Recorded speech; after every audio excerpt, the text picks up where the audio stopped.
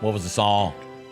Not very good, but I'm not deleting it. What was it? It's a song called Friday by Daniel Bedingfield. Do you remember the song, I gotta get through this, I gotta get through this, I gotta make my mind off you, said I gotta get through this. It was like a big 2000s dance hit. Okay. It's him, it's the song called Friday, and my dance team had a clip of it in in one of our routines, and so it like hit me in a very nostalgic place. So what was your role in the dance team?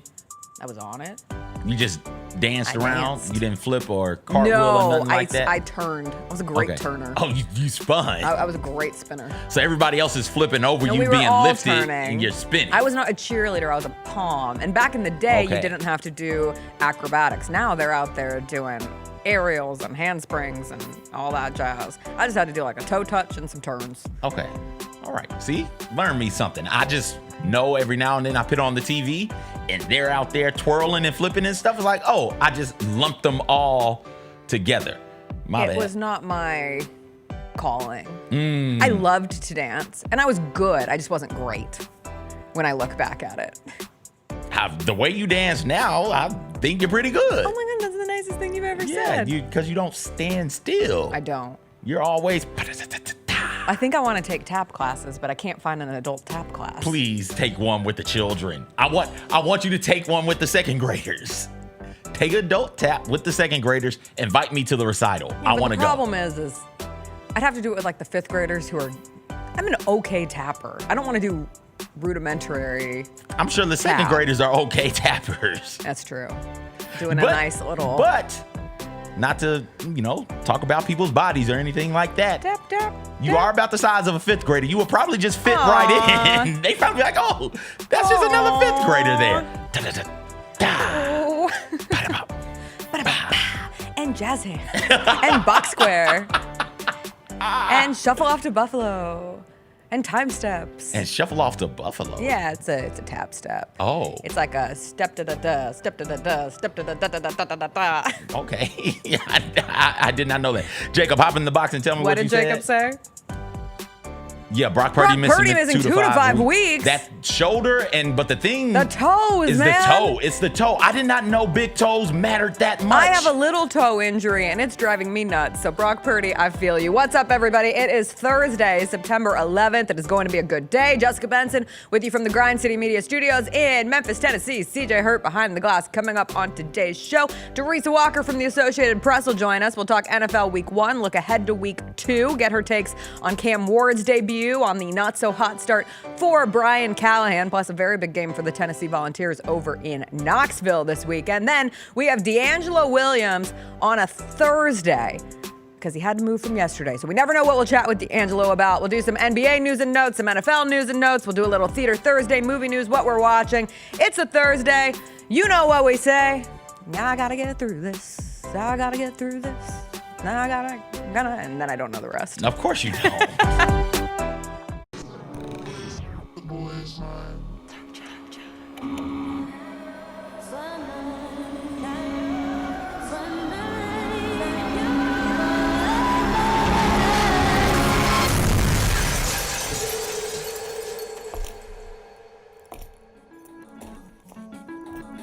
You ready? I've been ready. What are we waiting for? The boy is mine. Grizzlies fans know it's the team that gives you the edge. Big River Steel does too. And much like the Grizzlies have recruited legendary talent, we want you to be part of our team. Are you ready to be part of something legendary? Then visit www.bigriversteel.com. That's www.bigriversteel.com.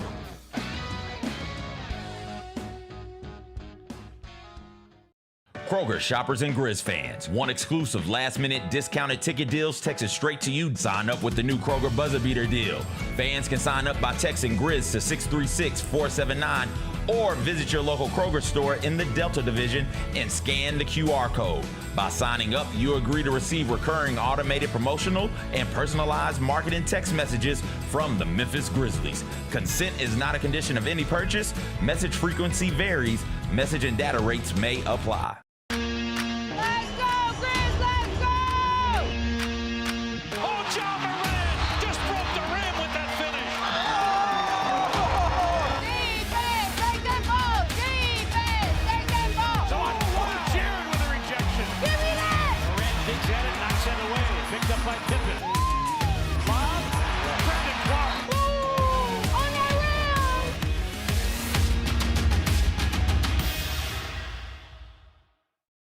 Catch us if you can at Southland Casino Hotel and win your share of up to $1.8 million in free play and prizes. Join us for drawings every Saturday in May, June, and July. Each month, over 900 winners will take home free play or drive off in a new car or motorcycle. Be there for all 6 grand finale drawings and try to catch us if you can, only at Southland Casino Hotel. Must be 21 up. Play responsibly. For help quitting, call 800-522-4700. How did they sell you on Memphis? We're really just, I was really looking at the success that Memphis has, something I wanted to be a part of, and then the reputation Coach Silverfield and Coach Cramsey had as an OC, the things that he was able to do with Seth and the things that he's done in his career. I felt like that's something I wanted to be a part of, and I felt myself being able to excel in his offense. And also, I looked at the weapons around and everybody that I was going to be playing it with. The Chris Vernon Show, live on weekdays at noon on YouTube at Grind City Media and the official Grind City Media app.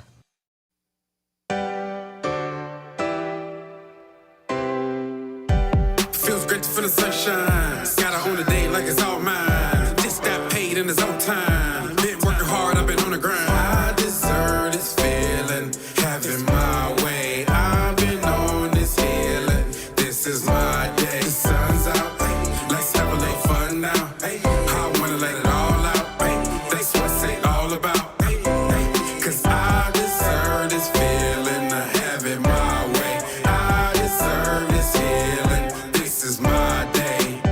Grind City Media presents The Jessica Benson Show with CJ Hurt. Live from the Grind City Media studios on YouTube at Grind City Media and the official Grind City Media app.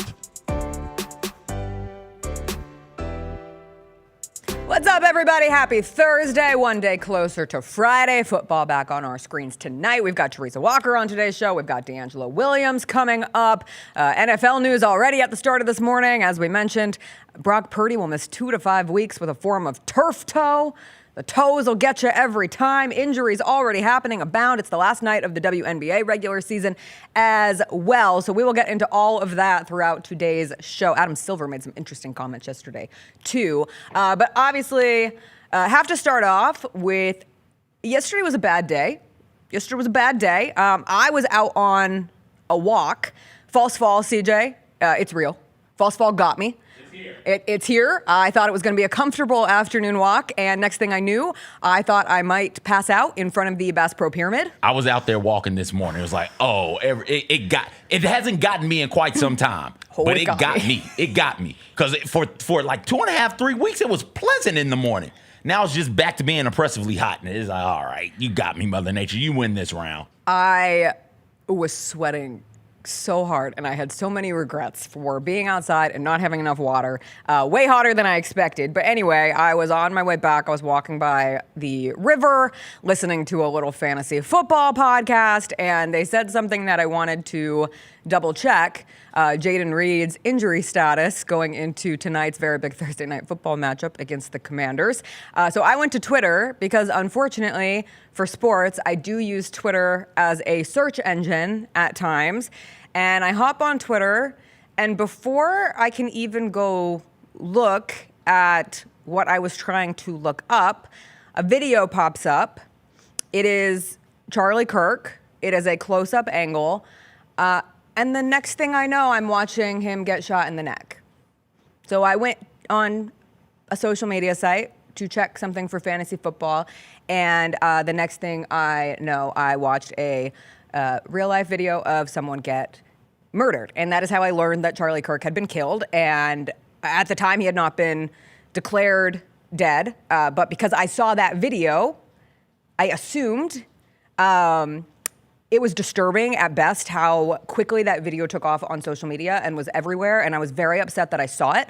I wish that I hadn't. There have been other videos this week that I wish that I hadn't seen. I unfortunately saw the video of the woman who was murdered on the light rail in Charlotte. I don't think we were ever supposed to just see people get killed on social media videos and just go on with the rest of our day. It was very jarring and definitely affected me, impacted me the rest of the day. And like, listen, I always keep it real. I thought a lot about what I wanted to say today. If there was anything productive to add to a very bleak war of words and ideology that spun out yesterday in the wake of this man's death and the noticeably lesser response that came in the wake of 2 more children being shot at their school in Evergreen, Colorado yesterday afternoon. To have 2 school shootings within hours of each other felt as American as apple pie, and frankly, if one did not involve a very public figure, we probably would have done what we normally do, which is quick thoughts and prayers, T's and P's, get a move on.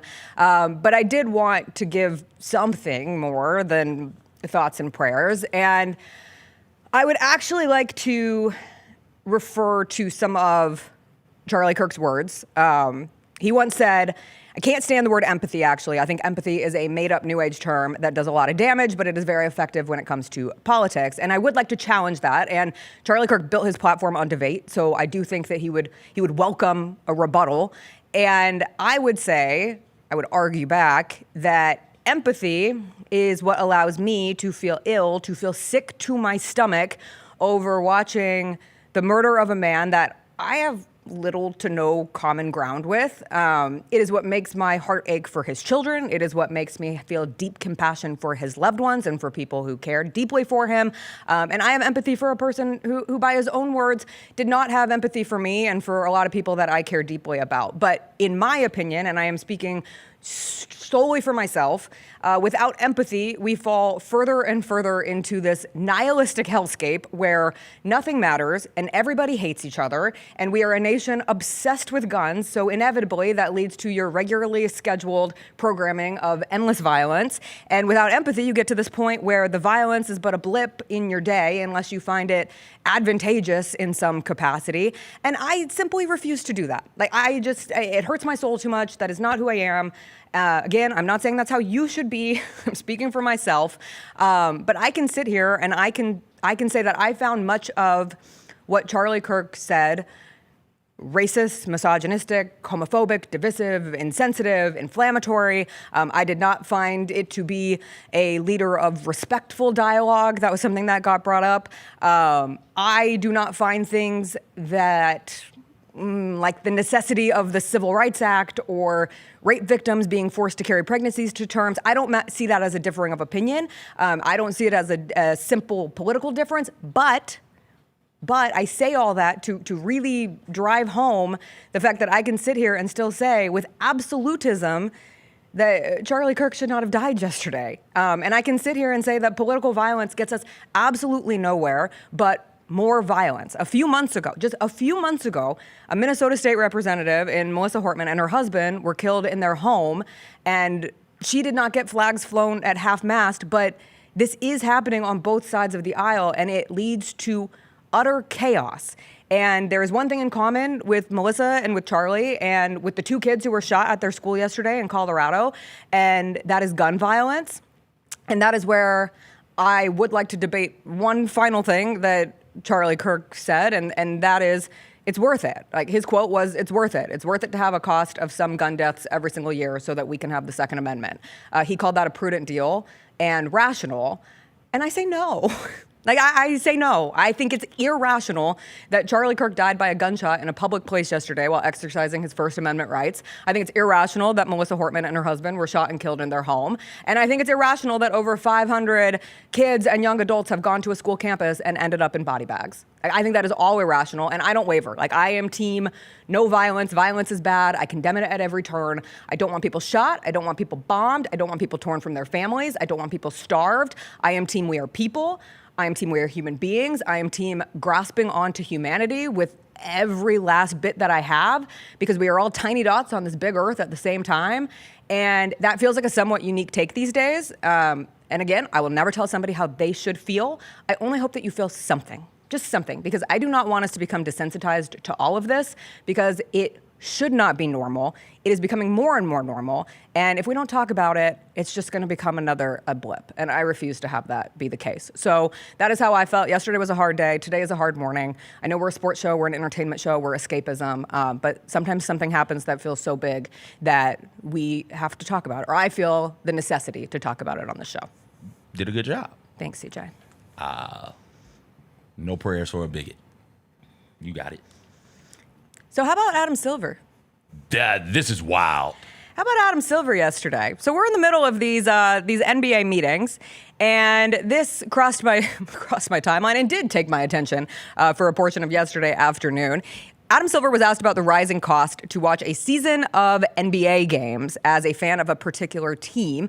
And he said, considering all the games on either cable or streaming services, there are a bunch of games that will go on free broadcast TV, and that fans can also consume the league in other ways besides watching games, noting that the NBA is a highlight league. Do you agree, CJ, that the NBA is a highlight league? And what does that mean? That means it exists on social media. That means that the things that people want to consume is on social media. They want to see Ja Morant flying down the lane, dishing the ball to somebody for an impressive dunk, or Ja Morant himself with an impressive dunk. They don't necessarily want to sit down and watch everything that happens in a game. I do. I love watching basketball. High school, collegiate, NBA, international. I love to sit down and watch the nuances of the play develop. And I think there's some truth in this. Most of the fans don't. The NBA's biggest thing, the thing that is driving NBA conversations, is what's popping off on Twitter. NBA Twitter is its own character in the NBA season in a way that a lot of these other professional sports leagues aren't. Right, there's not an MLB Twitter. There's not an NFL Twitter. Correct me if I'm wrong. NBA Twitter feels like a special place, and that's where the fans of the NBA are going and flocking to.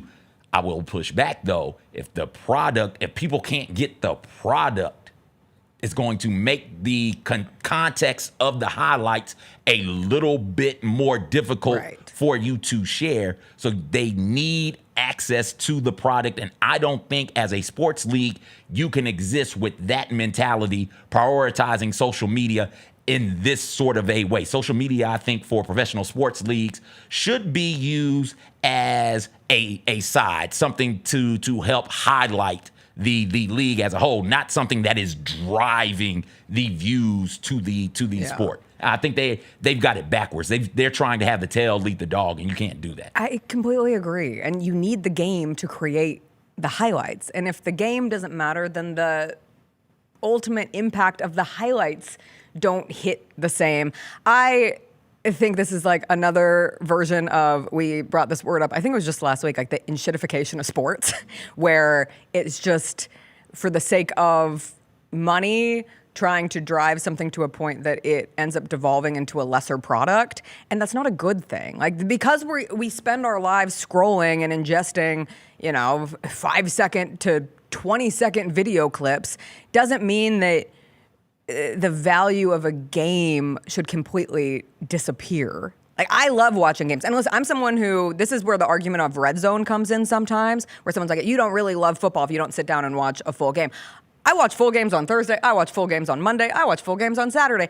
I choose to watch red zone the way I do on a Sunday because I enjoy fantasy football and I enjoy the process of seeing all the different players that are playing for my fantasy football team through the lens of red zone. But that's still also watching something continuous as opposed to just seeking out a touchdown, a Jaden Daniels touchdown. Like, that's a different thing. We consume sports. Everybody consumes them in their own unique way. You and I consume them very differently. While the NFL has that, right? NFL has things that you can buy, like Red Zone and like NFL, NFL season ticket or whatever that's called. Things like that you can buy so you can watch the games you want to watch. The NFL also has games just on CBS, just on Fox. Are there games on Amazon Prime? Yes. Yes, absolutely. Are there games on Peacock? Sure are. Games on ESPN? Yep. But the fan that I am, who's not going to do all of that, I'm just going to sit down and watch the game on CBS that's in front of me. I can do that without having to pay anything extra. I can sit down and watch the game on Fox without paying anything extra. Is it always the best game of the week? No, but I make do with the NFL product because it's on and it's free and it's readily available. Yeah. The NBA part of the reason the NFL is as popular as it is because most of their games are on places where people can just watch them for free. Are they making money on these other products on the side? Absolutely they are. But they've got a contingency of free games that you can just sit down and watch on basic TV. And I think that is something that the NBA could try and should be trying to tap into. The problem is NBC, CBS, Fox, ABC. Am I missing one? I guess CBS, right? The big ones, throw CW in there, sure, if you want to. They get ACC games, I think. Though those products, those TV networks have programming in the form of sitcoms and dramas and those storytelling sorts of TV shows and products. They have those going on during the week. They take time and make time out on Sundays when like, okay, we're not going to air any of our shows. So if you're the NBA, you have to find a day where you can get on one of those type networks, not necessarily exist in the social media space alone. Wild thing to come out of the commissioner of the NBA's mouth yesterday. But you know what? We're a show that works on highlights too. So I do understand as the internet continues to move forward and the emphasis. Are you comparing JBS to NBA? Yeah, I'm comparing all right. us talking about Taylor Swift maybe performing at the Super Bowl to the sickest John Morant highlight you saw last season. I mean, the impact. So are you jotting this? Are you jotting? No, that feels blasphemous. I can't jump. Jessica? I'm 5'3". Jessica.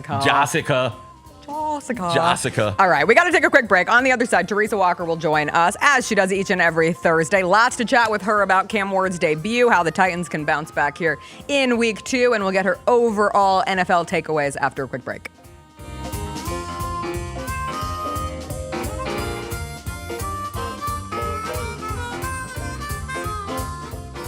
You want to be where you think the University of Memphis belongs. Yeah. Can you imagine what the next step is? I think we're positioned, we're ripe for success.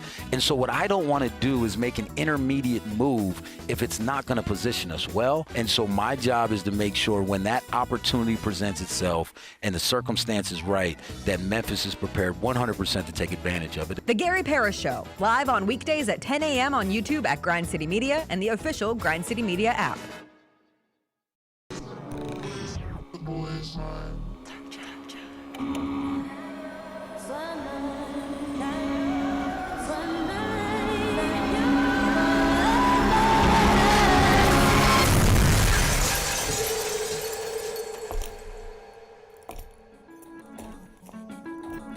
You ready? I've been ready. What are we waiting for?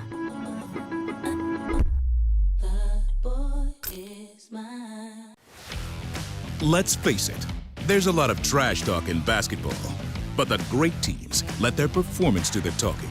Like Ford F-150 with Pro Power on board, a class-exclusive industry-first feature that turns your truck into a mobile generator and leaves the competition speechless. Ford F-150, official truck of the Grizzlies. Greatness starts here at your Mid-South Ford dealer. Class is full-size pickups under 8,500 pounds, GBWR.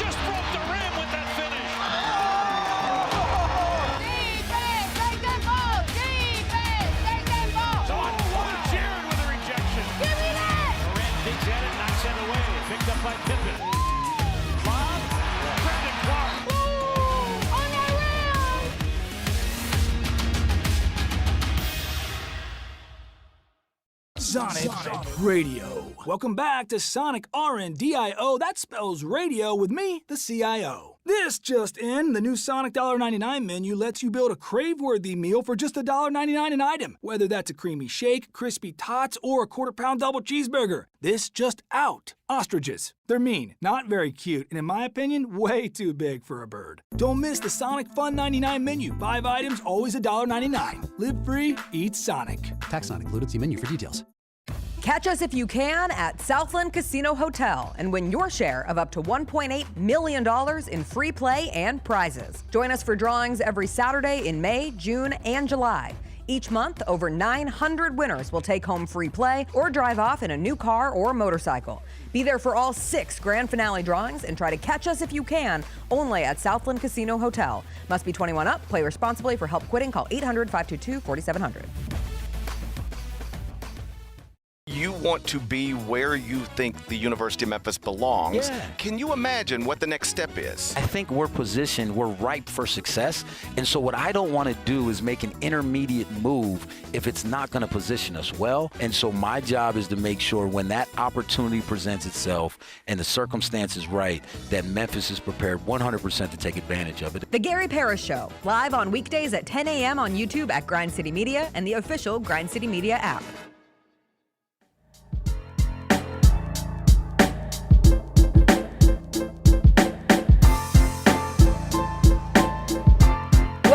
Welcome back. It is Thursday. That means it's time to welcome in Teresa Walker of the Associated Press. She joins us every Thursday. She joins us now. Teresa, how's it going over there in Nashville?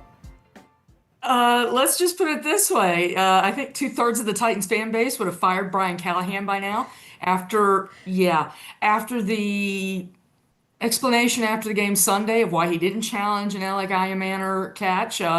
Especially considering one of his players, Amani Hooker, was signaling literally catch and pointing to the elbow, and his explanation after the game, it's like he said, you got to get another body part down, and it's like I immediately went to the rule, and I think a lot of us did, and it's like, no, an elbow, folks, yes, 2 feet when it's feet, but an elbow is like any other body part. You cannot use your hands to contact the ground and complete a catch, but you can put an elbow, a bottom cheek, one of those things on the ground and complete a catch. Yeah. And then he comes on Monday and it's clean up on aisle 9, and he kind of, I know the rule.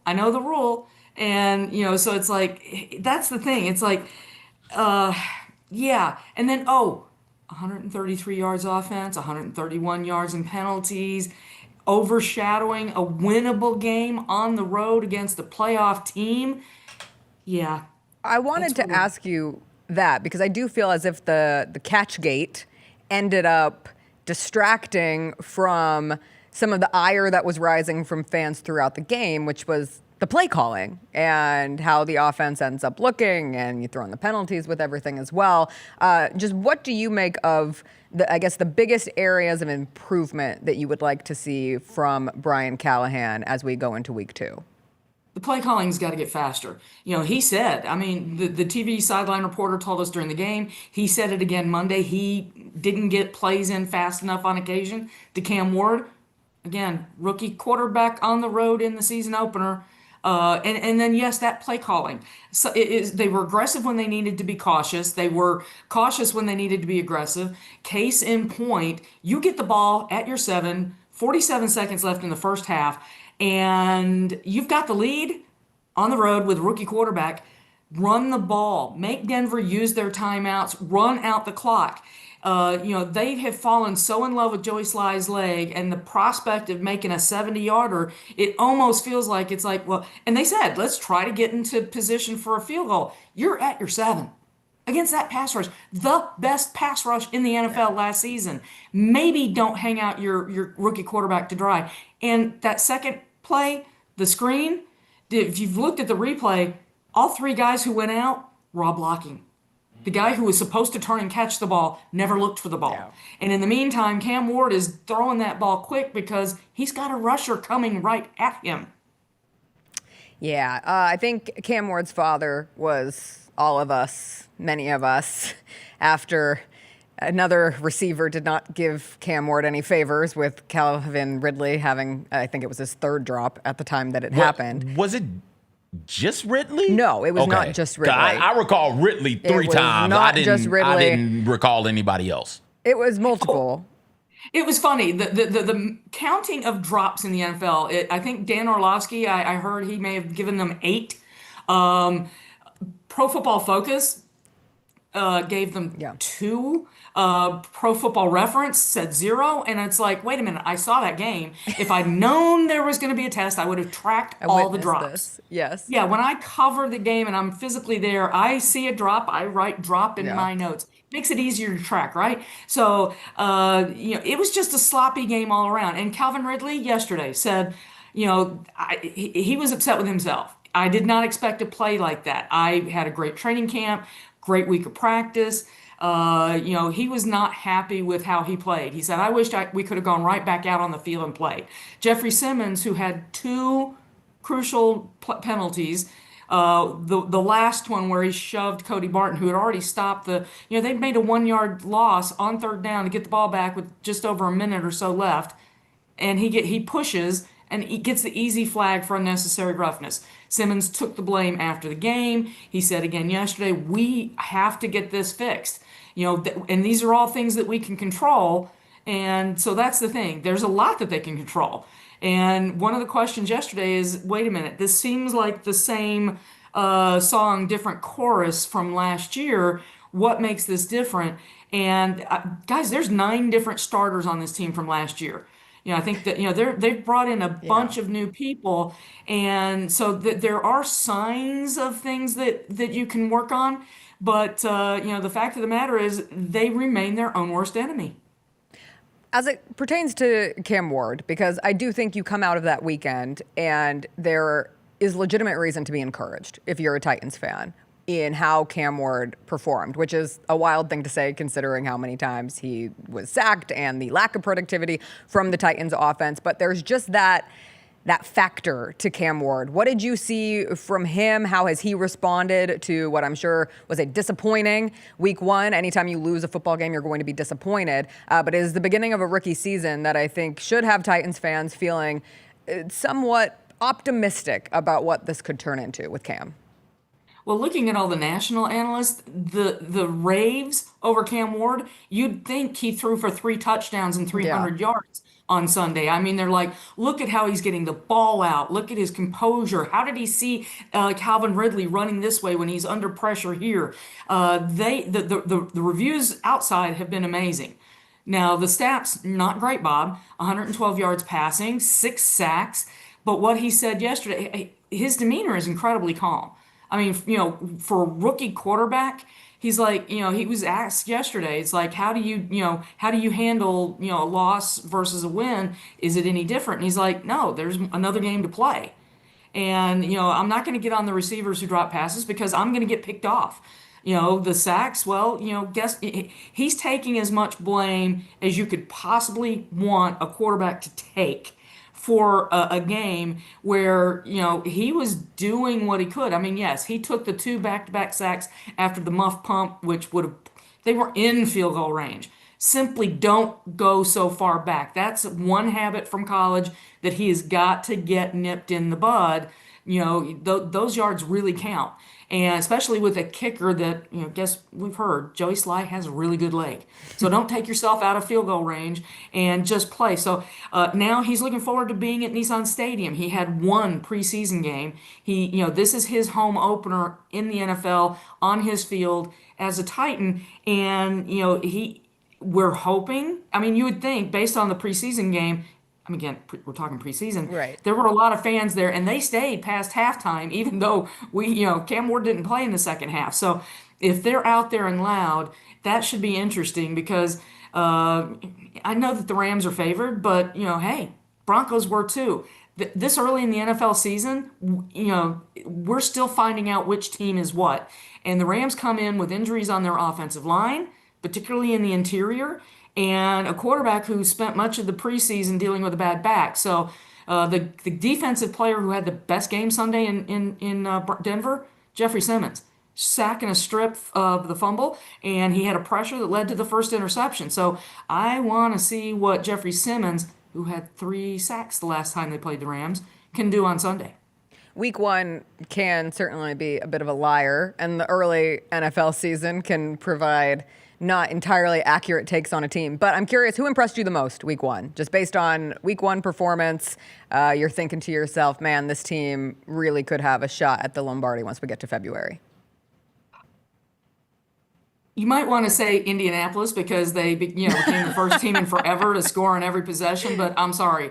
I think that the Miami Dolphins are that bad, so I'm not buying them. That's a really good question. I kind of want to say Philadelphia, as tough as it is to go back to back.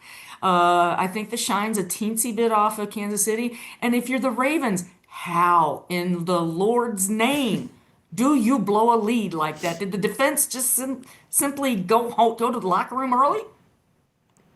I mean, they had to have, among other things, some turnovers didn't help the Ravens out at all. And we've seen this Ravens team do those types of things. I feel like it was the Browns last year, week 3. It was somebody early in the season. The Ravens were in complete control of the game, and in the fourth quarter, they just gave it away. Teresa, shifting gears to college football, because you covered everything in the state. How about them damn Commodores? How about Diego Pavia and them dudes? That was an impressive game. I'll admit, I was monitoring it, and it's like, oh, they're down 20-10 at half. Let's see what happens from here. And all they did was score on their next 5 possessions and run Virginia Tech out of their own stadium. So I am very much looking forward to what happens Saturday night at Williams-Brice Stadium, because 16 straight that Vanderbilt has lost to South Carolina. 16! It's almost painful. And if Vanderbilt is to be that Vanderbilt this year, and yes, they've all talked a bunch of stuff, Clark Lee said, listen, you got to talk it to start believing it. That's why he's bought into what Diego Pavia has brought. But he brings a cockiness, a confidence, and, it's a little bit from Bull Durham. But, yeah, you got to play any sport with confidence and arrogance and think you're going to go out there and win. He brings that to them in spades, and it is so much fun to watch them go out there. And I cannot wait to see that game because, they've got a first tight end drafted guy in Eli Stowers. They've got some talent on that roster. And then Diego Pavia is putting up numbers.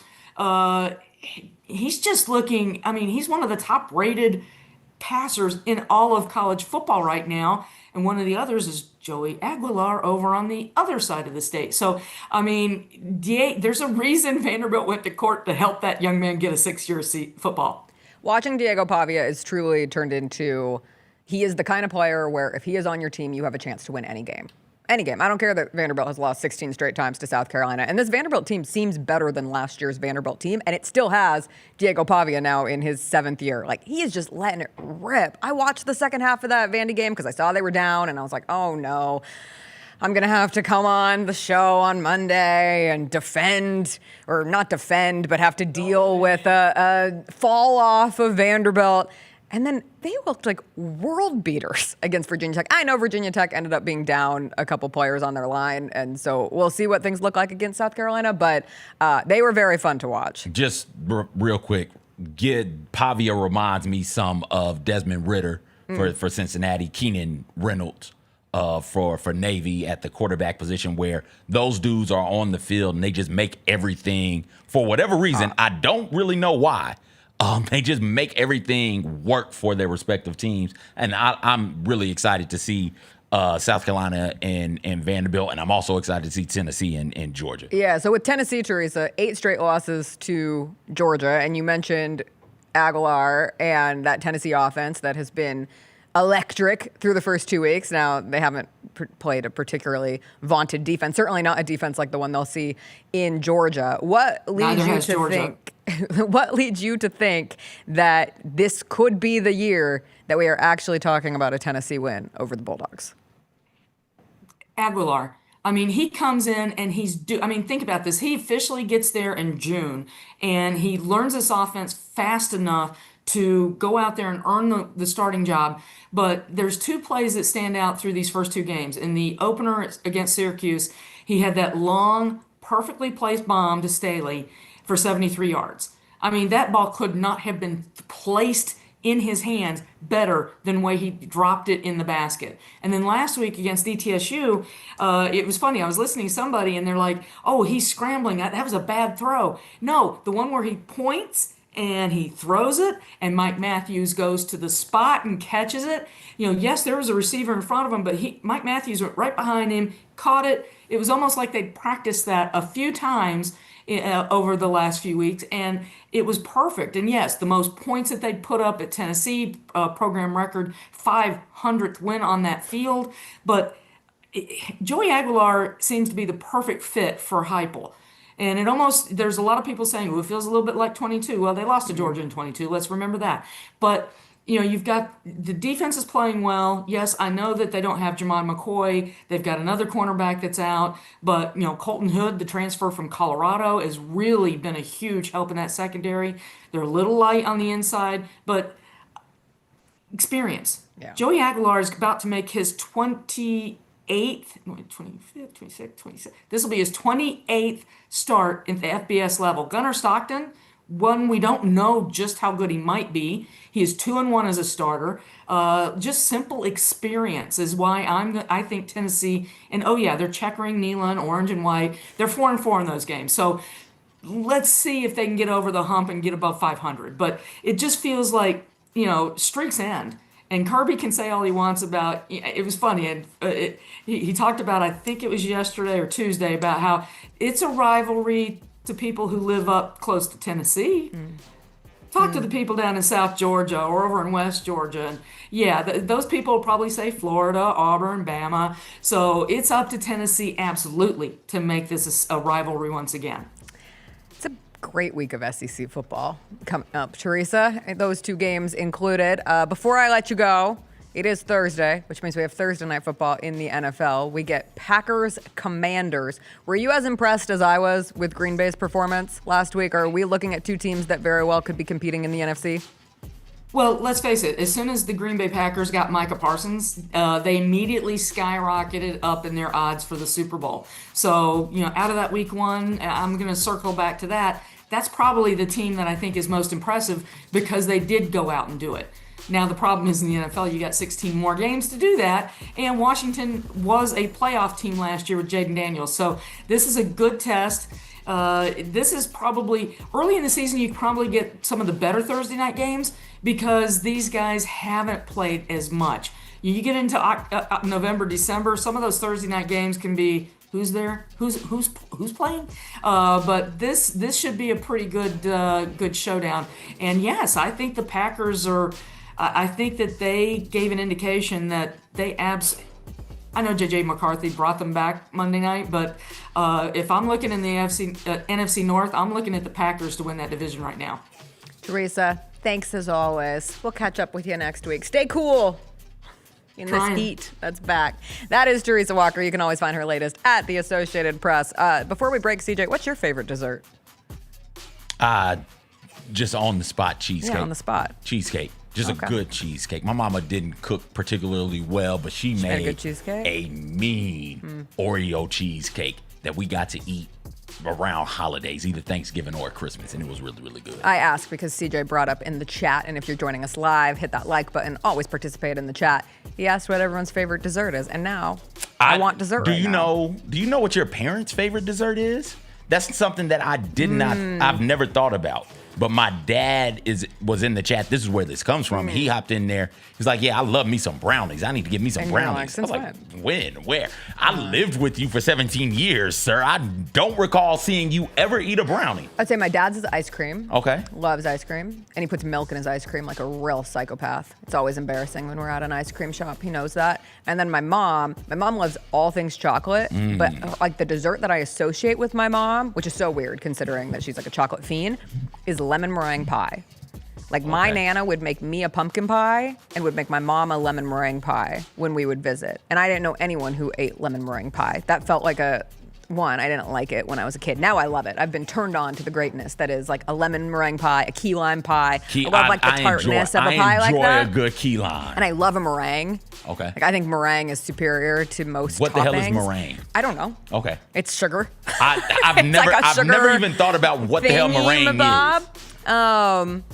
Miss Kim in the chat said that's a milkshake as putting milk on ice cream. No, you don't understand. He pours the milk on the ice cream to like crystallize the ice cream. Does it not melt the ice cream? No, it doesn't. It's a whole thing. My whole life, I was burdened every time. Imagine being a kid and you're so excited. You're like, I'm going to get ice cream. Let's go to the ice cream shop. Boop, boop, boop. And then you're at that counter and your dad embarrasses the hell out of you every time. He's like, hey, can you pour a little milk on top of that? What's embarrassing about that? Because the person always looked at you like, why? Do you want a milkshake? He's like, no, I want you to pour milk on my ice cream. And he still does it to this day. I want to go to the ice cream parlor with the commish. Next time he's in town. Let's go. He'll never say no to a trip to the ice cream parlor. Let's go to the ice cream parlor. I think mine is cake. Because it's such is there a rarity. A type of cake? Cake is rare? I mean, yeah, you don't get cake all the time. I don't get any of these things. Ice cream all the is time. okay. Like last night, Chris and I were like, should we walk to get ice cream right now? Like ice cream is a casual dessert. I'd put cookies as a casual dessert. Someone's always baking cookies, or you could go to Insomnia and get a cookie. Brownies, I kind of put in that category too. But like cake feels like an occasion dessert, and you don't get it as often as it deserved. I just had some cake. When? What kind? Sunday. For what? Because I walked in the store and they had cake by the slice, and I grabbed me a piece of cake. Maybe I just am doing life wrong. I'm not eating enough cake. When you go by, like Kroger has this, it's not as good as Cash Shaver, the little slice cake at Cash Shaver, incredible. The caramel joint, the strawberry joint, like incredible cakes there. They have funfetti. I'm not sure. I think funfetti is my favorite of the cakes. You just walk in. Funfetti with chocolate frosting. And there's in a container. It's right 2 pieces of cake. Oh, that's pretty decent size for like $4 and some change. It's like, yeah, give me this. But we don't have. I get what you're saying because we got brands of ice cream in stores. We have brands of cookies and brownies. We have snack cakes, but we don't actually have sliced cake brands in stores. But you go to Kroger, there are sliced cakes there. There are pieces of cake there, and the little, it feels the like little such a luxury. it's $5, I think. The $5 little like cakes in the Kroger, those are really good. Like they do a great carrot cake. I always forget about muffins. I love is muffins a dessert? I love a good muffin. No, technically it's a breakfast, Okay, but it should be yeah. a dessert. It has it's sugar. It's a pastry. It's a baked good. No, it depends how you make the muffin. A muffin's kind of just a cupcake. If it ain't got no icing on it, then It's get not. it out of here. Yeah, because like I don't see a cinnamon roll as a dessert. I think of it as a breakfast. Okay, you can do that either way, but I got you. I mean, I got you. I'll eat it at any time. Whenever. All right, we got to take a break because DeAngelo Williams is going to join us on the other side. We'll ask DeAngelo Williams his favorite dessert. We'll also find out what's up with DeAngelo because I hope he's okay. I hope that kid's nose stopped bleeding also. I hope his kid's nose stopped bleeding. All right, we'll catch up with DeAngelo after a quick break.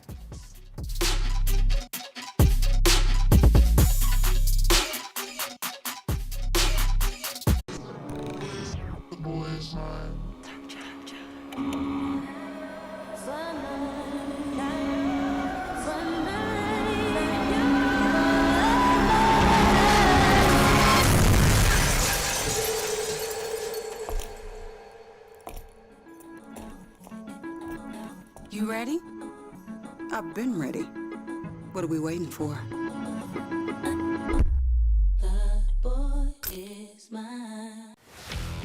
Let's face it, there's a lot of trash talk in basketball, but the great teams let their performance do the talking. Like Ford F-150 with Pro Power on board, a class-exclusive industry-first feature that turns your truck into a mobile generator and leaves the competition speechless. Ford F-150, official truck of the Grizzlies. Greatness starts here at your Mid-South Ford dealer. Class is full-size pickups under 8,500 pounds, GBWR. Kroger shoppers and Grizz fans. Want exclusive last-minute discounted ticket deals texted straight to you? Sign up with the new Kroger Buzzer Beater deal. Fans can sign up by texting Grizz to 636-479 or visit your local Kroger store in the Delta Division and scan the QR code. By signing up, you agree to receive recurring automated promotional and personalized marketing text messages from the Memphis Grizzlies. Consent is not a condition of any purchase. Message frequency varies. Message and data rates may apply.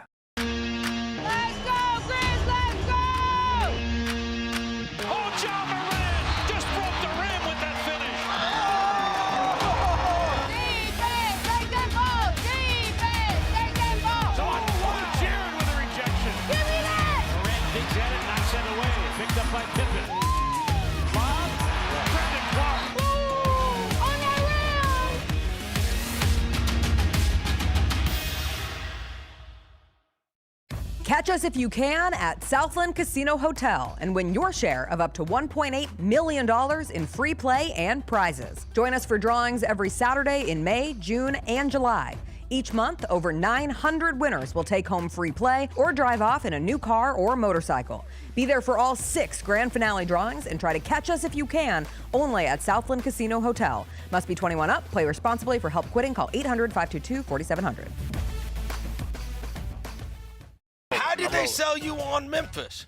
I was really looking at the success that Memphis had, something I wanted to be a part of, and then the reputation Coach Silverfield and Coach Cramsey had as an OC, the things that he was able to do with Seth and the things that he's done in his career. I felt like that's something I wanted to be a part of, and I felt myself being able to excel in his offense. And also, I looked at the weapons around and everybody I was going to be playing it with. The Chris Vernon Show, live on weekdays at noon on YouTube at Grind City Media and the official Grind City Media app. You want to be where you think the University of Memphis belongs. Yeah. Can you imagine what the next step is? I think we're ripe for success. And so what I don't want to do is make an intermediate move if it's not going to position us well. And so my job is to make sure when that opportunity presents itself and the circumstance is right, that Memphis is prepared 100% to take advantage of it. The Gary Parrish Show, live on weekdays at 10 a.m. on YouTube at Grind City Media and the official Grind City Media app.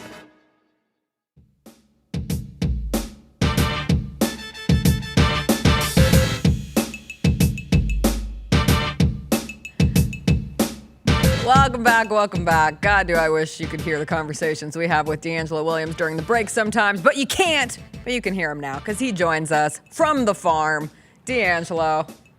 Yeah, check out Look at those views. A couple of questions for you, DeAngelo, before we get hot and heavy into this thing. Did the nose stop breathing? Did the nose stop bleeding? I hope not. Did the nose stop bleeding? Yeah. And did the work go the way you needed it to go? Yeah, absolutely. We got past where we need to go. I'm gonna address the work first. Let me turn you this way so I don't have beautiful the sun in my sky. face. Yeah, I'm gonna turn it this way, and so the sun's not in your eyes. But so the work went great. I got where I wanted to go on the fence, so I got everything in order there. Now, as it relates to the bleed nose, okay, I really tried my best, and CJ, you may feel me on here. I mean, not you, CJ, you'll feel me. Jessica, not so much probably with you. When I was a kid, man, like my mama cussed me out all the time, and I still think back right now to some of the cussing she gave me. I didn't deserve some of those. Some I did, but some I did not. Like some of those wasn't me. And I told myself when I became a parent, I'm gonna try not to I'm gonna limit my curse words. I'm not gonna stop, but I'm gonna limit it. But then there's some things that happen in life that hold you back. I come outside and I walk into the house and my son's nose is bleeding. I'm talking about like not just it's gushing, bleeding.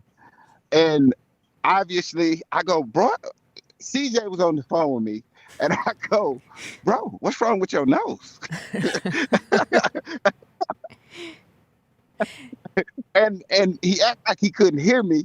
So then in my mind, I'm like, oh, he panicking. He can't hear me because I'm right there. So then that's when I got loud. And like CJ's dying on the phone. And I'm just trying to figure out what's going on. And I was like, hey, bro, I'm going to have to call you back. Wow. So I'm dying on the phone because like when I was a kid, I can recall coming inside with an assortment of ailments. And as a kid, I didn't understand why it upset my parents so much for the nose to be busted or the eye to be black or for there to be new scrapes and cuts and stuff on my body. And DeAngelo, now I understand as a grown-up, it's like, one, is an inconvenience. And you're worried. Two, I'm responsible for you. I need to be taken. I love you. For you to come in here all bloodied and I don't want to just see saw you hurt. you. What happened? What is going on? And so for DeAngelo to express that in that moment, it took me back to moments when, like, see, what the hell happened?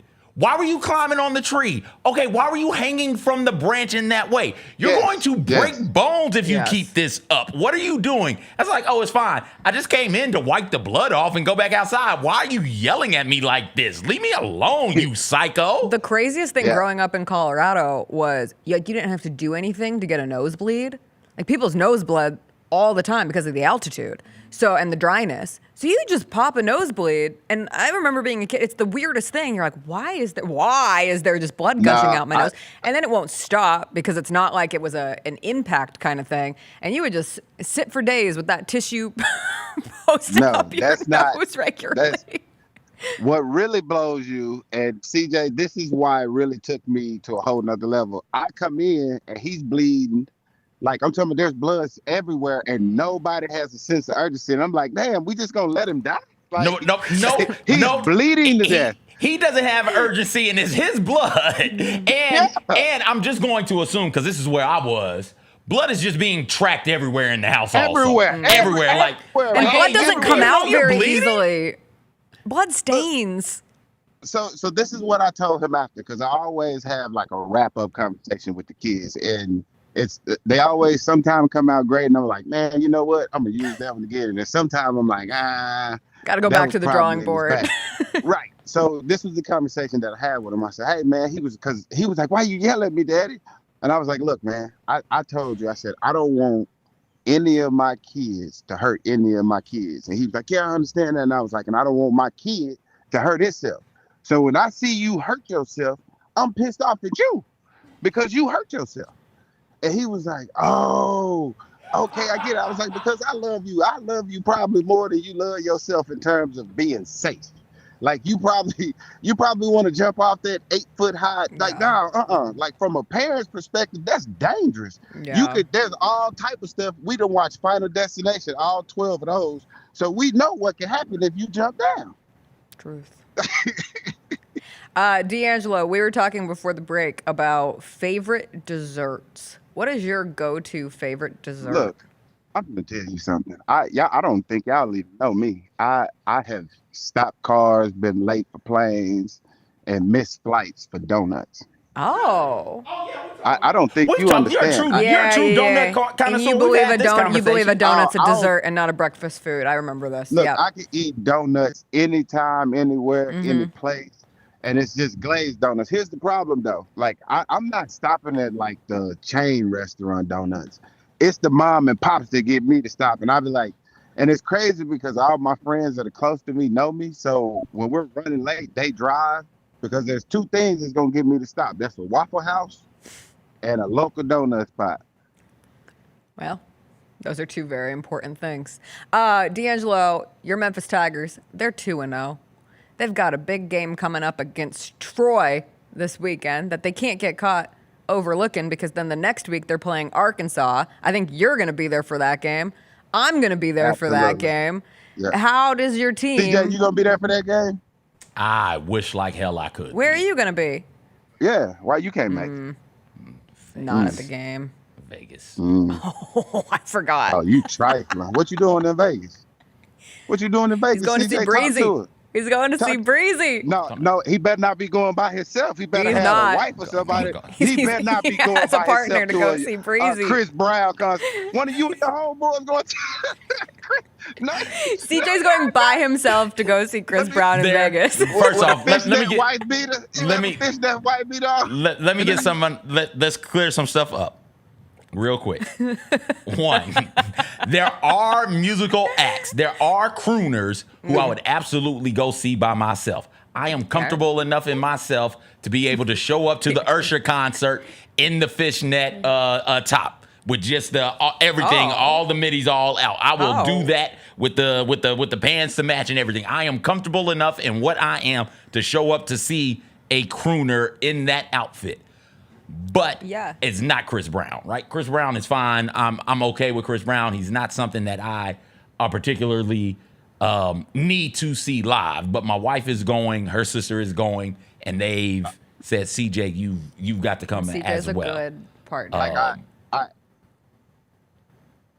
I got to say this. I feel like Chris Brown is one of those like concerts or like that you have to take like a woman with you. If you go as a man with your homeboys, then like your other homeboys like got questions. Like, you went to a Chris Brown concert? Well, listen, here's the other part of this, right? You let Chris Brown or you let Usher or you let any of these other crooners, Genuine, whomever it is, get out there and get them worked into a frenzy, and then you don't got to do near as much work. Also, all of them are there in one spot, so it'll be thousands, scores of thousands of women there, all hot and bothered by Chris Brown, and all you got to do is pick out one. All you got to do is pull one of them afterwards. Did you plan this trip before you knew he was coming to Memphis? I am literally, quite literally, along for the ride. Just packing and showing You're a chaperone. up. That's all I didn't plan anything. Okay. I don't know when we are leaving. I don't know where we're staying. I don't know what time the concert is. I know what I'm wearing. I'm not buying any new clothing for this. I'm just showing up with stuff. I will probably be in that Chris Brown concert in sweatpants and a Ninja Turtle t-shirt. I am quite literally just going. This is not a deal for me. That's good. You know what I like about this, CJ? And my wife, I've adopted this for my wife. My wife always tells me sometimes, and I understand, she said, I either need a hostage or I need a volunteer. But you going. And I'm like, so it's all about mindset. Right. That's it. So because what's the last time you were a hostage? What's the last thing your wife made you do that you did not want to? So because she's a beekeeper, she likes going to the bee store. She's going today. And I'm sorry. Wait. We are not just blowing past that. Your wife is a beekeeper? Yeah, she's a certified beekeeper. We have bees. So how does one become a certified beekeeper? Is there a test? Oh, yeah, she took the test. Yeah, she did the classes. She's going to school. Like, was she always fascinated in bees? We've pulled I think 400 or 500 gallons. No, not gallons. Pounds of honey. Just this season. We have a weird. Do you make honey sticks? No, we don't make honey sticks. You guys. You know what? After we get off, send me your address and I'll send you guys a bottle of honey. From Williams Russian Farm. Yeah. This is incredible. Okay, so back to the thing that you were a hostage for. Your wife is a certified beekeeper. She loves bees. I'm assuming something with bees. She loves bees. So my wife and my kids, there's 2 places that they will not go and be. Absolutely. I don't care if they got to wash and clean the house. They are not going to the bike store with me, and they're not going to any hardware store with me. Because I'm in there for hours. I get it. I understand. So because of that, I don't ever take hostages. I don't ever put them in that situation because I know I have to deal with the pound. I'm have to deal with I'm hungry. I got to go to the bathroom. Like, you go get a whole bunch of that when they're unhappy with places that they got to go. Well, that's my wife's place. Now, this is what I don't understand about this place. The bee store is 6 square feet. She's in there for 8 hours. And I'm like, how the hell, like, what are you looking at? There's nothing, you've had to look at the same thing. Now they don't have much. She was like, oh, there's different fragrances. And then you can go online. And then, I was comparing the prices on Amazon. And I'm like, well, just go to Amazon. Just don't go to the store. Just shop on Amazon. And she's like, no, you got to compare the prices. And then some quality is different for others. And then I'm over here thinking to myself, like, you think those bees give a damn about the quality of what you putting up there? No. All you got to do is put it. They're going to make it happen, whether it's a $2 frame versus a $20 frame. Like, a new frame come out and she's like, oh, honey, did you see the new frames? Hell no, I ain't seen the new frames. I don't care about those frames. I love when you get married and you have to inherit your partner's hobbies and passions. Because that's a pretty good one, DeAngelo. I appreciate that one. Yeah, I'm a hostage every time. And so I got bailed out this time. She's at the bee store right now. And like, she called me and was like, hey, honey, you won't believe this. And I was like, nah, I never believe it when you're there. Because you always call me. It's the same sheet of music. She was like, they got these plants, and started describing these plants. And she was like, this is what it do for the bees. And I'm like, well, where you're planting them at is like a half a mile away from the bees. And she was like, they travel up to 2 miles. Damn it, why do you know that? And why did you just use that against me? But DeAngelo, we know that. We watched the bee movie. We know that from the bee movie how far bees travel for the honey. So and we've all, some of us has traveled pretty far, further than that for honey, I know. Look, when you watch the bee movie with my wife, it is horrible. It's like watching a military movie with somebody that was in the military and point out all the inaccuracies. I was like, look, can we just watch a bee movie? Can we just watch it? But yes, I get you. Did you ever wear the Bumblebee throwbacks when you played for the Steelers? Was she like so excited? I did. She wasn't a beekeeper then. That's the thing. This is like her latest. Like this is her. I think this is. You know how everybody kind of find an unusual hobby and like instead of going through like a midlife crisis, maybe you go through like a midlife. I'm gonna choose this hobby that nobody would think I'd be into. COVID had a lot of people baking bread. Yeah. Yeah, we got a bread maker too. That's crazy. You're right. So, of course you do. You know how many times since COVID we've opened that damn? As a matter of fact, I was just telling her like 2 days ago. I was like, damn, I would like to have some organic,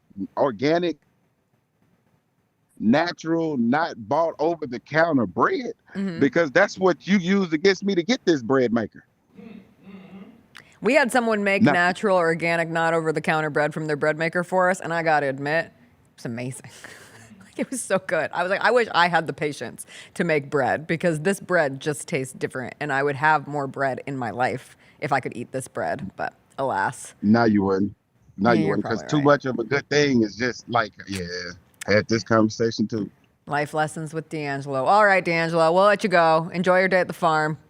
We'll catch up with you next time. I'm having an absolute blast. You know what I'm getting ready to do now? What? Weed eat. Enjoy your weeding. No, weed eating. Oh. Wheat eating? Weed. Oh, yeah, weed eating. Yeah. Yeah, you're going to hit the weeds. Not necessarily edging, but close to Got that. it. Like a Yeah, Are you edging? Or are you just weeding? No. Hell no. Who edges at a farm?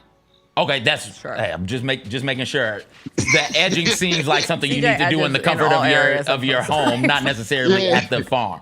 I understand what you're saying.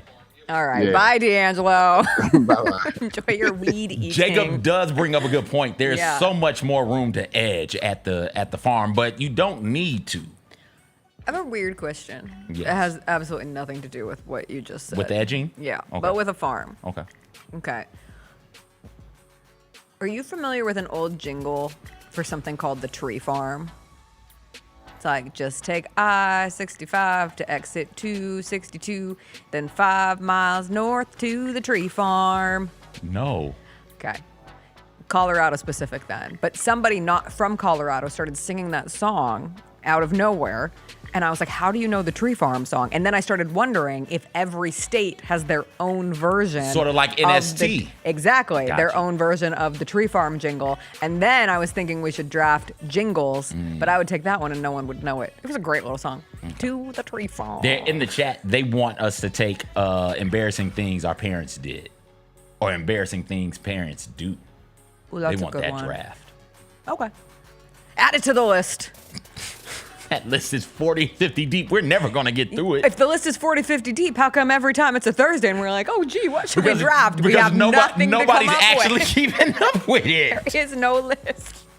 All right, we'll take a break. We'll come back. We'll do some Theater Thursday on the other side.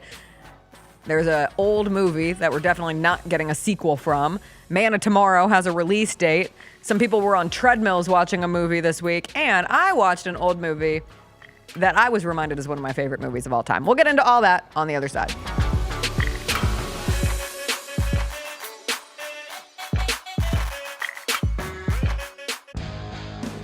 Grizzlies fans know it's the team that gives you the edge.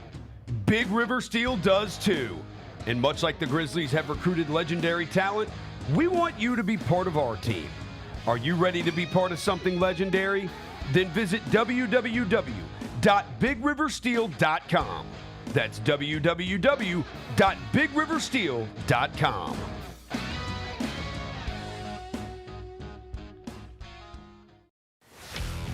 Let's face it, there's a lot of trash talk in basketball, but the great teams let their performance do the talking. Like Ford F-150 with Pro Power on board, a class-exclusive industry-first feature that turns your truck into a mobile generator and leaves the competition speechless. Ford F-150, official truck of the Grizzlies. Greatness starts here at your Mid-South Ford dealer. Class is full-size pickups under 8,500 pounds, GVWR.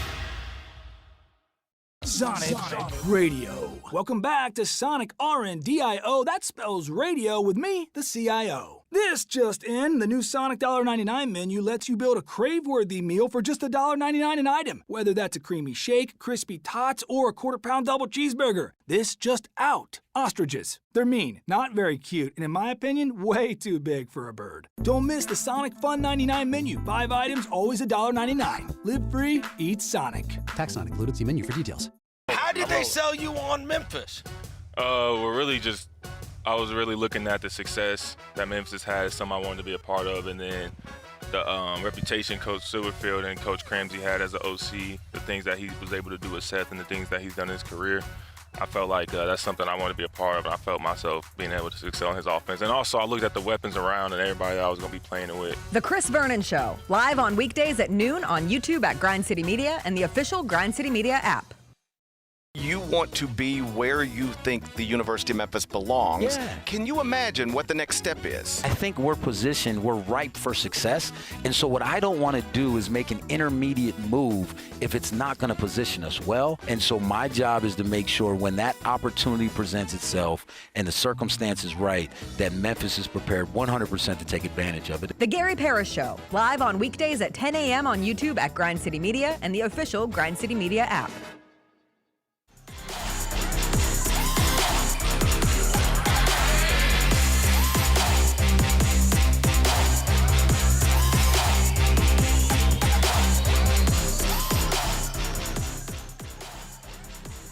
All right, welcome back. It's a Thursday. That means it's time for Theater Thursday, some movie news. CJ, are you familiar with the movie The Long Walk that's coming out this weekend? Very, very much so. I'm so excited for it.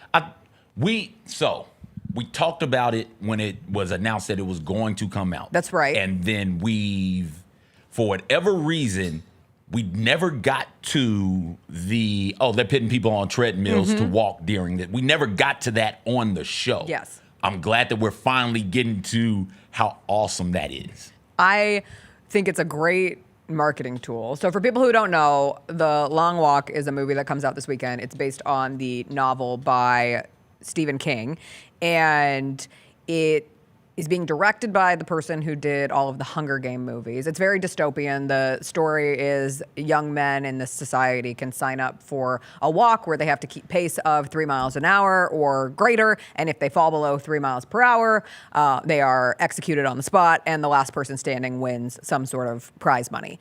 Fascinating concept. And the early reviews of the movie have been tremendous. And one of the tools that they used for promotion was they put treadmills in a movie theater and allowed people at the movie to walk at a pace of 3 miles per hour. And if you stopped at any point during the movie, you were not executed, but you were escorted out of the theater and you could not watch the rest of it. Could you watch an entire movie going 3 miles per hour on the treadmill? That's just a casual walk. Yes. Yeah. It's slow. Yeah. I just watched an entire movie going 3.6. Not to brag, but like it's not the... Yeah, easy. It's pretty easy. Easy. What's the runtime? 2 hours? I would Is it 2 assume hours? all movies are 2 hours these hour, days. It pisses me off. Hour 40 maybe. This doesn't seem like it's going to be a long, drawn out type of thing. 148. Yeah, that's fine. At 3 miles per That's hour. That would be enjoyable for me. I want a prize. Now I will The prize say, is to finish the movie, Jessica. I am the person who here's the plot for this movie, and my first thought was, I could do that. I could win the long walk. I love to walk. But then you really get in the weeds of it, and the answer is no, you couldn't. That is where it falls apart. The line gets drawn. Yes. Can I maintain 3 miles per hour for an hour 45, 2 hours roughly? Yes, absolutely, 1,000%. I can, no problems, no pressure. My body won't even ache after that. Can I do it for 14, 15, 20 days with no elements? rest?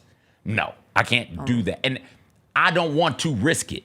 You and I trying to walk for as long as we can. I don't know what you're capable of. I'm not risking Mine's that. really weather dependent. Really? If it gets really hot, I'm out. But they'll hydrate you.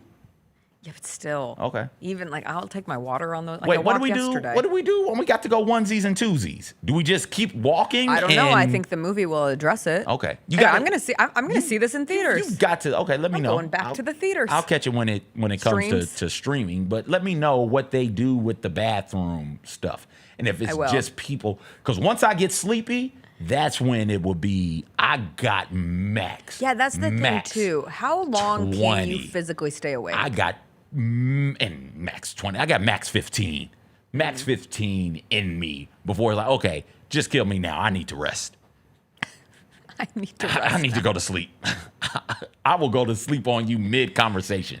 Don't play with me. Anyway, I got excited for the long walk, and I will be trying to see it. I also added it to my Goodreads. I thought about trying to read it before I see the movie, but now I think I'm going to be lazy and just see the movie. Also, that changes the movie snack game. Can't be snacking on popcorn and drinking sodas. No, you can't catch a cramp. No, so we got to get some sports water. drinks, some water, nanners. A nanner would be fine. One of those disgusting gel packets. Okay. If you want one. All right. You don't really need one. The gel packet's probably going to run you $50 damn at the movie theater. I really should have tried a gel packet before I ran the half marathon. Like my first gel packet ever consumed was like mile 7 during the half marathon, and I put that in my mouth and I was like, this is the most disgusting thing that I've ever had. I want nothing to do with this. Some other movie news. I don't think we're going to get a new Bring It On movie. Who's asking for it? Not me, because the first one is perfect. I think Bring It On is one of the most underrated movies of our generation because it is excellent. But Kirstin Dunst was asked about if she would be interested in doing a sequel, and she said, no, leave good things where they are. And I wish we took that mentality more often. So shout out Kirstin Dunst for being a real one. I enjoy good stuff. So if you can make a good sequel, fine. I'm all for it. But if you're going to make a sequel similar to some of the sequels that we've seen here recently, where it's just, okay, you're just leaning on the nostalgia But I actually heard of Freakier the movie. Friday was good. And not just by Miss Kim in the chat right now. Listen, I've never seen Freaky Friday. So You gotta see Freaky no, Friday. I don't think I have to see Freaky Friday. I saw, what's the one with Tyra Banks and Life old girl? Size. I saw Life Size. I'm good. Oh, that's also a great movie. So, but She's great, no matter where she goes. Dress her up from her head to... No, I'm not starting because I will do the entire song. Do it. No. And then you'll say, I don't like the words. Because At the mall, at the club, Eve loves high fashion. After school, after dark, she'll spend the whole night dancing. Shine bright, shine far, don't be shy. Be a star where you live, where you are. Be a star. Okay. You can do jingles. It's not a jingle, that's a song. Was it a song in the It's a E commercial? Grammy-winning song. No, it's not. Give Tyra the EGOT. Okay. When did she win an Speaking Emmy? of, Kendrick Lamar halfway to an EGOT. Why? He won an Emmy this week. Oh, good for him. Yep, for For the a Super Super Bowl Bowl? halftime show. Good Yeah. for him. Anyway, I loved Life Size. I should go find Life Size. It's been too long. Man of Tomorrow. Explain to me, what is that? So you saw the Superman movie. I did. Didn't you? Okay, so the second Superman movie it was announced, Man of Tomorrow. Wait a minute. I thought the next Superman movie was the Supergirl movie. Yeah, that's Supergirl. Oh, okay. So we also get another Superman movie? Yes. Oh, we're back. Oh, God. It never ends. It never ends. That movie's going to come out next year, and that's news in and of itself. But recently, I think yesterday, it dropped that James Cameron was talking about what Man of Tomorrow is going to be. And he said, and I feel like it's fitting right now, it's going to be about Superman and Lex Luthor having to work together to face a larger foe, a foe that's too big for either of them to handle individually. And so there's that. They're going to have to be on the same side of things. They're going to have to be on the same team. And this happens from time to time where there's a galactic level threat and everybody has to come together to beat that thing and solve that issue. To work as humanity? That's incredible. People who don't legit want to Lex Luthor wants to kill Superman. Yeah. He legit wants to get rid of Superman. Yeah. Superman wants Lex Luthor to not want that. they are always at odds. And now here this thing comes and they can't be at odds anymore because this thing will destroy them both. And so Cameron announced that earlier at some point in time this week. I look forward to seeing how that sort of plays out. It is an interesting premise. Yes. Trying to and having to work with somebody who hates you and who you don't like also. Man, maybe it's fitting for right now. I don't know. I don't particularly. Can he speed it up? I know exactly how I handle it. So CJ, I'm good. Notorious who works well with others. You do work well with others. I don't work well with bigots and people who hate me, right? Like I don't. No. No, I work agree. tremendously with people I don't like. Right. There's evidence of me working well with people I don't like. I can't work with somebody who doesn't want me to exist. And that is where this Superman movie is going to hit that theme. I'm curious to see how they go about doing it. And this is one of my issues with that character. And one of the reasons why people love that character, because there's a lot of forgiveness and there's a lot of, hey, I can make the sacrifice and be the bigger person in these types of moments and in these types of situations that I just think is unfair and unrealistic for somebody like me to try and aspire to be. And also, I have no desire to aspire to be that. I'll be Batman. I'll punch a villain in the face, break a couple of jaws. I'm gonna kill him. I'll just, leave him beaten, bloody, battered, and dropped from the roof of a building, but he will be alive. Will he walk the same? Probably not, but he'll live. Okay. I can rock with that. Have you watched any movies this week? I watched the one you told me to watch, the documentary. You watched the Unknown Number? I watched it. Can you believe? I must not have been in the right headspace. Oh. Found it really boring. What? Tremendously unremarkable. The twist? Did you see it coming? If all you've got for me is a twist, like, come on, man. It's a pretty damning twist. Man. I'm cool. I watched it. It was like, okay. Granted, might not been in the right mood. I wasn't yesterday. I watched it this morning when I got up. Oh, I wasn't.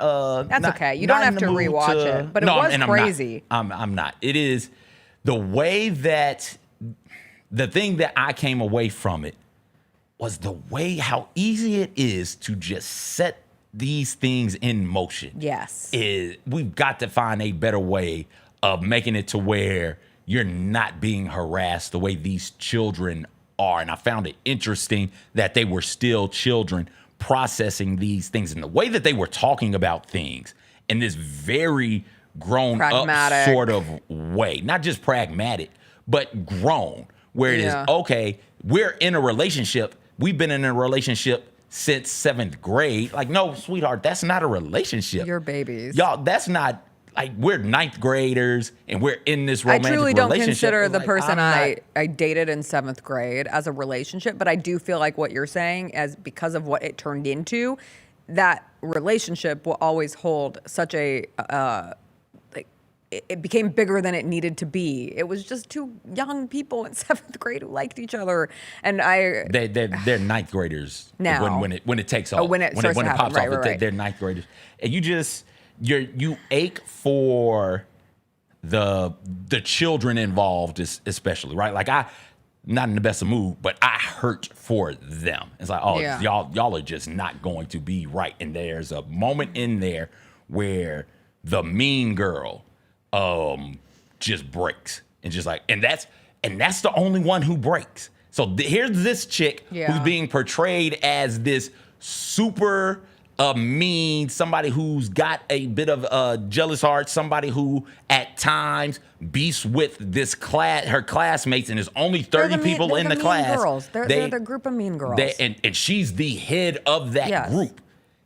And she's the one that breaks. She's the one who's like, okay, this is too much. I need to step away and cry this thing out, right? Like that just hit me in a special place. It was like, okay, children can behave rough. They can be bullies, but that doesn't mean that they are necessarily bad. I would say just means maniacal, targeted. Like, what ends up happening from an adult standpoint is like an adult unleashes chaos and a bunch of kids have to sift through the mess. Like that's not kids kids are mean enough as it is, and kids can do their stuff too. But I just, like, all those children are victims of just one absolutely insane person. And the lack of remorse and the lack of... Don't want to give like a ton away. Yeah. We'll talk off air, but the things it does to a family. Oh, my God. How, and listen, God, thank goodness the police officers were there, and I'm appreciative that I have not been put in that situation where my child was threatened and harassed and told to kill themselves. And in the 9th grade, the verbiage and the language that was being used, thank goodness, because I know what I would do, and I know how it would go, and it just wouldn't be a very good thing. The composure that was had by a couple of the parents, one parent in particular, in the moment where they find out the culprit of the harassing and the stalking text messages, where again told his daughter repeatedly to kill herself, right? Like that type stuff. When they find out how he doesn't just go through and break something, break a person or some things in the establishment is beyond me. Kudos to him, man. It's, again, I wasn't all worked up and caught up about it, but I can understand how, with the way the twist is set up, you guys will be like, oh, this is interesting. New villain, new documentary villain, right? New documentary villain. Like this one is up there. But I gotta be honest, like I don't find anything. Sometimes with documentary villains, they're such caricatures almost. You're able to find some humor in the person, even if they're terrible. And I'm not saying you're excusing their behavior, but it just seems so. They seem like such absurd individuals. This person, it just feels evil and sick and whatever else, but not sick in a like, let's blame it on this. Like sick as in you have something deeply wrong with your soul. And I don't understand how some forgiveness happened in the process. I was a therapist. I was mistaken. So the mean girl breaks. The dad of one of the girls or the main girl being targeted, I think he has a moment where he's about to shed a tear. Remarkable composure by him. And the mom of that girl, of the girl, she breaks. She starts crying. And when you find out who did it, you just want to get at them for making her cry like that. Yeah. It's awful. I have started a new movie project in my life that we'll go through on this show as we do it, because I'm trying to watch more movies. I'm trying to scroll quick hitters less and dedicate time to books again. I'm playing piano again, and I'm watching movies. And I don't know how I ended up deciding to start with Do the Right Thing, which... Oh, I know how I got there. I was going to watch the new Spike Lee movie, the new Spike Lee Denzel movie. And movie critics who I appreciate and who I listen to regularly weren't super jazzed about the new Spike movie. And I'm just not at the point where I want to waste 2 hours on something that I might not like, which is a horrible way of approaching art because you kind of have to sift through stuff you don't like sometimes. But anyway, I wanted to be guaranteed entertained. And so I was like, why would I not just go back and watch what I think is Spike Lee's best movie of all time, and that's Do the Right Thing. And I saw that you could rent it for $2 on Amazon, and I pulled the trigger and I said, I want to watch this movie. I have it. You have it? I have it, yeah. No. It's. I feel like there are certain things as a black I should have, and this is Do the Right Thing is one of them. It's also one of the coolest movie posters, and the bright colors and everything involved. But rewatching it, I watched Do the Right Thing when I was in college. It was part of one of my film curriculums. It is what my screenwriting teacher would say, a perfectly written movie in terms of how it is structured and how it is played out. And then the directing and acting on Spike Lee's part elevates it to the next level. It's real pertinent. It reminds you that a lot of this stuff has been going on for a long time and will probably continue to go on for a long, long time. If you are looking for just a really, really good movie, go back and watch Do the Right Thing. It did not win Best Picture, right? What did it lose to? That's what I meant to go look that up. I can't remember. Whatever it lost to, it shouldn't have lost. It's one of the best movies of all time. Yeah. It just hits the way it builds up, the tension, the heat, Like, it just all comes together for a culmination in the last 20, 30 minutes of that movie that is heart-wrenching and spectacularly done. And it ends with some quotes from Martin Luther King and from Malcolm X, and those are both very pertinent in this time. So I watched this 2 days ago. I think it lost to Driving Miss Daisy. No, it did not. Now that I looked it up, No. Driving Miss Daisy won in 90, and I remember Burn Hollywood Burn and some of the other things that were popping off in my community centered around that sort of a moment. No. Yeah, did it? Because I remember it. I'm pretty sure that it did. I don't trust I'll Google, I'll but find it. yes, I think that it did. Maybe. Either that or Field of Dreams. Field of Dreams couldn't have won Best Picture. No, Driving Miss Daisy won. If Driving Miss Daisy won, Wait, let's go to the. God, it's so perfect. That is a too perfect of a scenario for Do the Right Thing. But so what I'm going to do now, what I've started, is I'm going to watch a movie and I'm going to pick a character, and then the actor of that character, I'm going to watch one of their movies. And it doesn't necessarily have to be one that I haven't seen, but I would love to use it to see some movies that I haven't seen. But I've decided from Do the Right Thing, I am picking Ruby Dee, who plays Mother's sister in Do the Right Thing. And I'm going to go back and I'm going to watch A Raisin in the Sun for the first time in a long, long time. And really, really, I think the reason I picked A Raisin in the Sun is so that then from there, I can go to Sidney Poitier, and then I can pick one of his spectacular movies and then branch off. But so I'm just going to pick an actor from a movie that I watch and then do like a 6 degrees of separation where I watch one of their other movies and create this little chart. And so I'm excited for this journey for myself, and I'm going to be on my little walking pad as it gets too hot to walk outside or too cold to walk outside, and just keep watching good movies because I love art and I talk about it all the time. And I won't be as naive to say art will save us, but I do think art can help, and it can help tell important stories. Vance said I'm doing a daisy chain. I'm not doing a daisy chain. I'm not watching Driving Miss Daisy. I watched Do the Right Thing. What? Driving Miss Daisy is a good movie, though. I do enjoy Driving Miss Daisy.